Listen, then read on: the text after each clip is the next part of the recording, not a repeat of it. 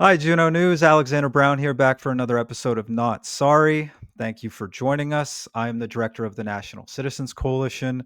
I'm a writer, a contributor on campaigns, and I'm thrilled to be a part of this audience. And I have exciting news that starting with this episode, we are moving to 3 days a week. You're going to get Not Sorry 3 days a week. It means a lot. And we're starting with a good one. We're starting with an important one because we know that this shared national identity issue in Canada, we're seeing diminishment on so many levels. We coming out of those post-national Trudeau years with so many concerns still surrounding temporary foreign worker abuse, abuse of the LMIA, the International Mobility Program, these diploma mills and students. We this is a moment to really reclaim our Canadian identity, to be proud of it, to make sure we don't lower the flag for a few years and entomb our great monuments and statues again. And one thing that's driving people nuts today is I don't know if you've seen this, but at Toronto's Nuit Blanche Art Festival, this all-night famous art festival, Toronto City Hall has been emblazoned with a marquee that boasts English is a foreign language. So this is more of the kind of post-national, needlessly divisive, left-leaning posturing or government failing that is driving so many common sense Canadians, so many in this audience nuts because we know that there's nothing wrong with being proud of your country or your language. English is one of the two official languages of this country. Evidently, it is now a foreign language. So which languages do they mean instead? And I think of how this relates to further the impacts on trucking, where Gord Magill and I had this great episode where he blew the whistle on all these issues in the trucking industry, where it has now largely become a kind of immigration fraud network, another LMIA fraud network where scammers are taking advantage of Canadians' good nature. Oftentimes, these drivers are insufficient in English and documentation, and their employers are too. They're working exploitation hours and they're making all of our families safe. We, of course, know how tragic what happened in Humboldt, Saskatchewan, that terrible crash. That was related to a driver who part of this increasingly sketchy program and some of the chaos on our western roads. And so I am thankful to see that the Alberta government on Friday announced sweeping changes aimed at cracking down on what is and are unsafe commercial driving training schools and bad actors in the trucking industry. They join Ontario in starting to get their, in starting to really get it together on this file. The province said that the ramped up enforcement includes more oversight of driver training schools and carriers through inspections, audits, and targeted investigations. The transportation minister who joined us on the show, Devin Dreeshen, said the province is going after reckless operators who ignore the rules. Anyone cutting corners or operating unsafe trucks will be removed from our roads. Alberta truckers have earned a reputation as some of the most trusted drivers in the country, and we will not allow a few bad actors to undermine that trust. So far, the province has said it has ordered the closure of 5 driver training schools. We know that there are more than just a few bad actors. It is great that they're doing this. It's great that this program is going to expand because it has to expand. There are more training schools. There are more scummy employers. Our families are unsafe out there. It has to end. Join us for this chat. And while you're here, take advantage of our promo code at junonews.com/not sorry for 20% off. All right, we're happy to welcome on Alberta Transportation Minister Devin Dreeshen. Devin, thanks for joining us from the truck. Hey, thank you so much for having me on. I really appreciate it. So this is an incredible topic. Alberta's crackdown on what we know to be some dodgy trucking practices that have been greatly impacting the country the last few years. Voters are concerned, families are concerned about safety on the roadways. To me, the big news of the day is the signing of Connor McDavid. You're sort of smack dab in the middle between Calgary and Edmonton. What are your thoughts on that? Well, the Oilers and Flames in Alberta divides families, businesses, friends. So you're either an Oilers fan or a Flames fan. And Wednesday is going to be game one between those two. So it'll be interesting. But as an Oilers fan, I am happy to see that McDavid signed a 2-year deal for the Oilers. It's great news. It's great news. And what is also great news is why you're here. Alberta cracking down on unsafe, reckless commercial trucking practices. Tell us a little bit more about this moment for change, about this crackdown, and why it's so important to your government. Well, there was a two-pronged approach that we did at Transportation and Economic Corridors, where we looked at the 60 driving schools that we have in the province, and we did an extensive audit on almost all of them. And we actually found to see fraudulent behavior in 5 of those schools. And we pulled their license, we shut them down, we canceled them. And that was a big first step of cleaning up the industry. And we also looked at commercial carriers, so trucking companies, and we actually shut down 13 across the province. So obviously the trucking industry is so important to the province of Alberta. There's so many good actors and good people in the industry. But to clean up these trucking schools and these commercial carriers to make sure that we have the best on the road and not fraudulent individuals is a good step in the right direction. It is, and I know Ontario is presently starting to do that as well. I mean, there have been recent reports of hundreds of guys getting pulled off the road. Now, I know in my work here with Juno, I had a whistleblowing episode with a famous writer and trucker by the name of Gord Magill, who's writing a book about what's happened to his industry. And we were talking last night. He was really pleased you were coming on, and we were going over sort of different questions to ask of you. And one that came to mind is, although it is official policy in Alberta to take Class One license and air brake testing in English, we know that the number of drivers obtaining their Class 1 who do not communicate effectively in English is noticeable and increasing.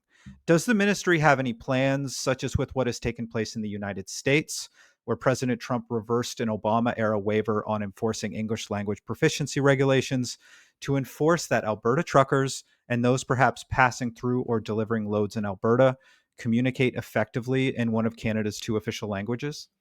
Well, I think obviously, as you mentioned, to take your class one, you have to be proficient in English, and that's obviously very Yeah. important. So you're taking the test, you have to be able to understand English. But something that we are looking at is our class five. Right Yeah. now, that can be done, have translation provided. So that is something that we're looking at changing here. But we think the English proficiency requirements that we have is adequate.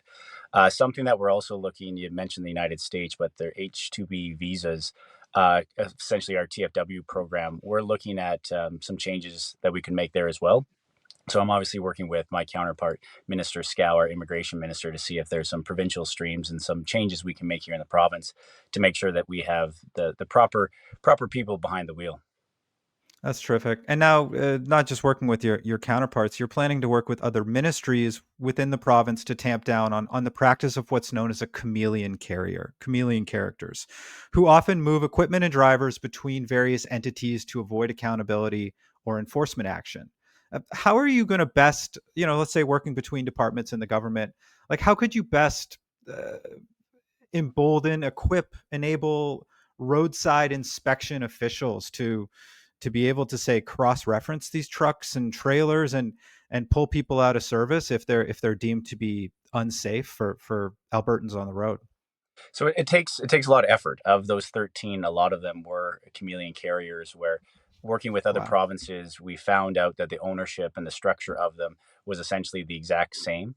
And they were obviously they had their license canceled in other provinces. We did a deep investigation. We found out that they shouldn't have been allowed to operate here in the province, and that's why we shut them down. So it does take a lot of work, and we have a team within transportation that works with public safety as well as other provinces departments to make sure that we can find out who has been canceled and who's had their license canceled and who obviously shouldn't be operating because of a myriad of bad things.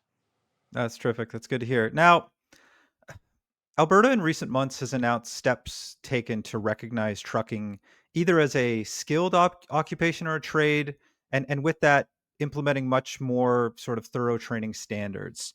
This is Alberta looking at the kind of a potential graduated trucking license system, which exists in, say, New Zealand and Australia as a model to sort of further help slow down dangerous amateurs who are progressing seemingly like, too far too fast.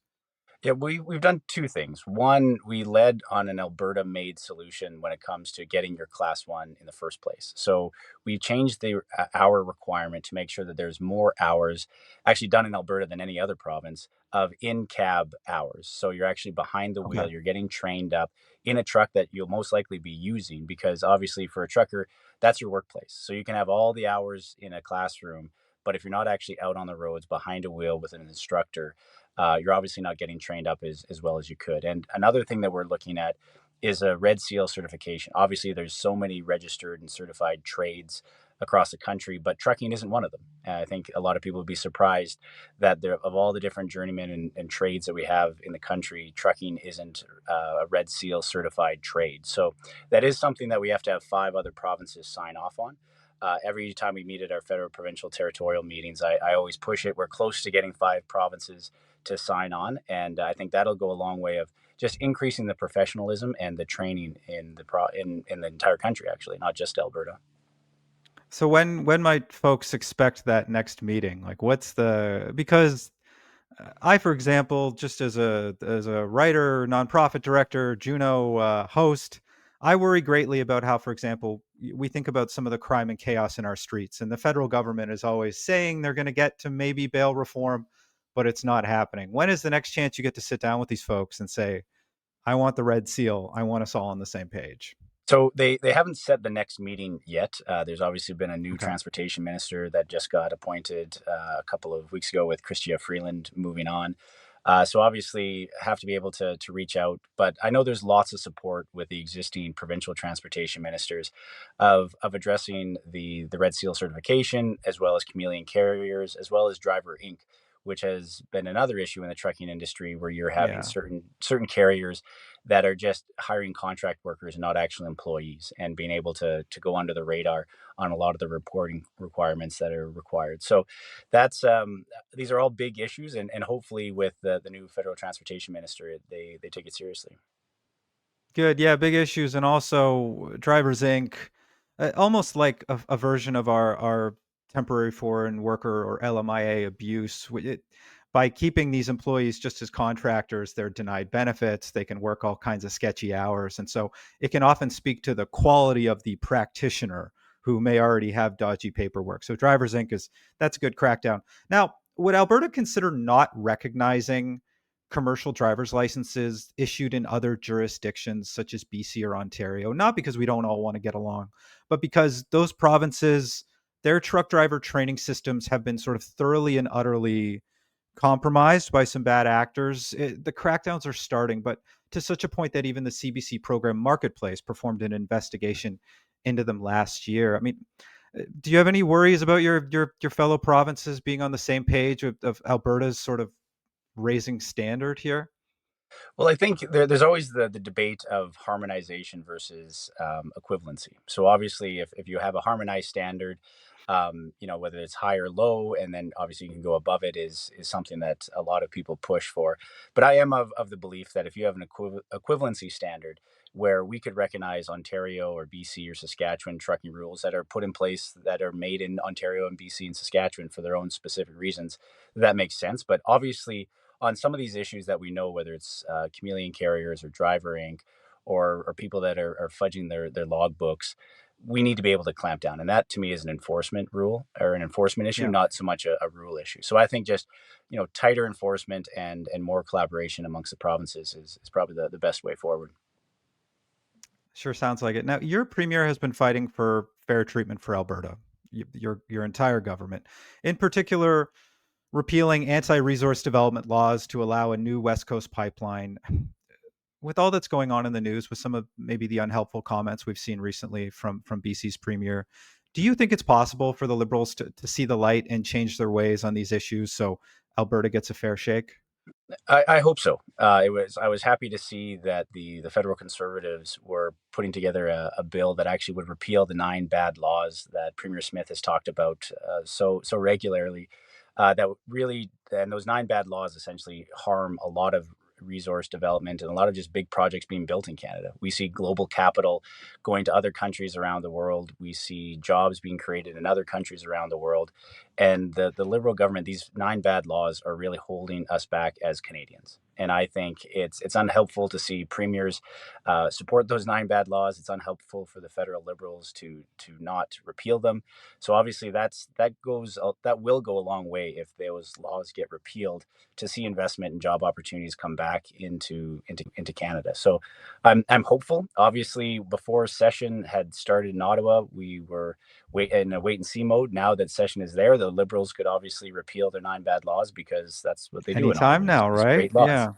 So Yeah. I think that time is running out for the Liberals to do the right thing, or else essentially Prime Minister Carney is no different than Prime Minister Trudeau. That's the worry. And another worry has been dodgy trucking practices. Minister Dreeshen, I thank you for your time. I thank you for stepping up on this issue, and you have a good day. Thank you, and take care.